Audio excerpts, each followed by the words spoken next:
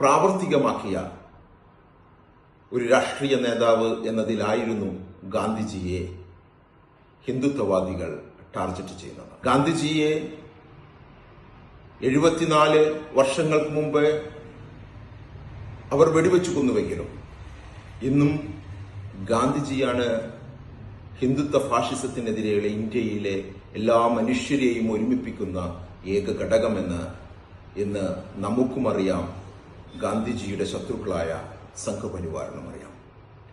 അങ്ങനെയാകുമ്പോഴാണ് വളരെ യാദൃശ്ചികമെന്ന് നമുക്കൊക്കെ തോന്നുമെങ്കിലും തീരെ യാദൃശ്ചികമല്ലാത്തൊരു യാഥാർത്ഥ്യം ഇന്ന് നടക്കുന്നതാണ്. ഗാന്ധിജിയുടെ ജന്മദിനവും RSSന്റെ 100ാം വാർഷികവും. ഇന്ത്യയിലെ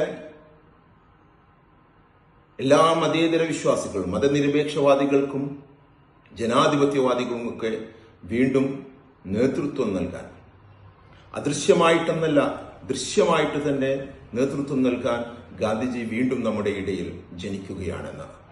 ഗാന്ധിജിയുടെ സത്യാനന്തര കാലത്ത് ഇന്ത്യയിലെ ഏറ്റവും വലിയ ഉത്തരവാദിത്വം എന്ന് പറയുന്നത്, നേരത്തെ ഗാന്ധിജി എങ്ങനെയാണ് ബ്രിട്ടീഷ് സാമ്രാജ്യത്വത്തിനെതിരെ ജനങ്ങളെ അണിനിരത്തിക്കൊണ്ട് സ്വാതന്ത്ര്യം നമുക്ക് നേടിത്തന്നത് എങ്കിൽ അതേപോലെ തന്നെയാണ് ഇന്ത്യയിലെ ജനാധിപത്യത്തെയും മതനിരപേക്ഷതയെയും സോഷ്യലിസത്തെയും ഒക്കെ ഗളഹസ്തം ചെയ്യുന്ന ഹിന്ദുത്വ ഫാഷിസത്തിനെതിരെയുള്ള പോരാട്ടത്തിൽ ഇന്ന് നമുക്ക് ഗാന്ധിജി നേതാവാകുന്നത്.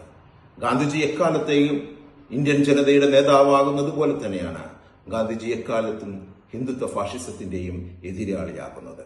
അങ്ങനെ ഇന്ന് ഒക്ടോബർ 2 ഗാന്ധിജി വീണ്ടും നമുക്ക് നേതാവാകുകയാണ്. ഗാന്ധിജിയുടെ അഹിംസാവാദവും സത്യവും ഗാന്ധിജിയുടെ സ്നേഹവും ഒക്കെ മുറുകെ പിടിച്ചുകൊണ്ട് ഇന്ത്യയിലെ 140 കോടി മനുഷ്യരുടെയും ജനാധിപത്യ വിശ്വാസത്തെയും അവരുടെ മതനിരപേക്ഷ ബോധത്തെയും ഇന്ത്യ എന്ന ആശയത്തെയും ഉയർത്തിപ്പിടിക്കാൻ നമുക്ക് ഒരുമിക്കേണ്ടതുണ്ട്.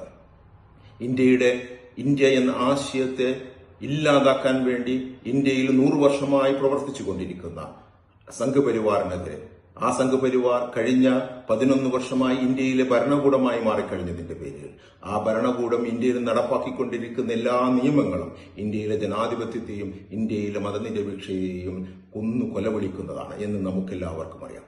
അക്കാരണങ്ങൾ കൊണ്ട് തന്നെ ഗാന്ധിജിയാണ് നമുക്ക് നേതാവാകേണ്ടത്. ഗാന്ധിജിയാണ് നമ്മയെല്ലാം ഒരുമിപ്പിക്കേണ്ടത്. ഗാന്ധിജിയുമായി നമുക്കൊക്കെ എന്തെങ്കിലുമൊക്കെ ചെറിയ അഭിപ്രായ വ്യത്യാസങ്ങളുണ്ടെങ്കിലും ആ അഭിപ്രായ വ്യത്യാസങ്ങളൊക്കെ ഇന്ത്യയുടെ കൊടിക്കീഴിൽ ഒരുമിപ്പിച്ചുകൊണ്ട് നമുക്ക് ഫാഷിസത്തിനെതിരെയുള്ള പോരാട്ടത്തിൽ അണിനിരക്കേണ്ടി വരുന്നു എന്നുള്ളതാണ് ഗാന്ധിജി നമ്മെ ഇന്ന് ഓർമ്മിപ്പിക്കുന്നത്. ജയ് ഹിന്ദ്.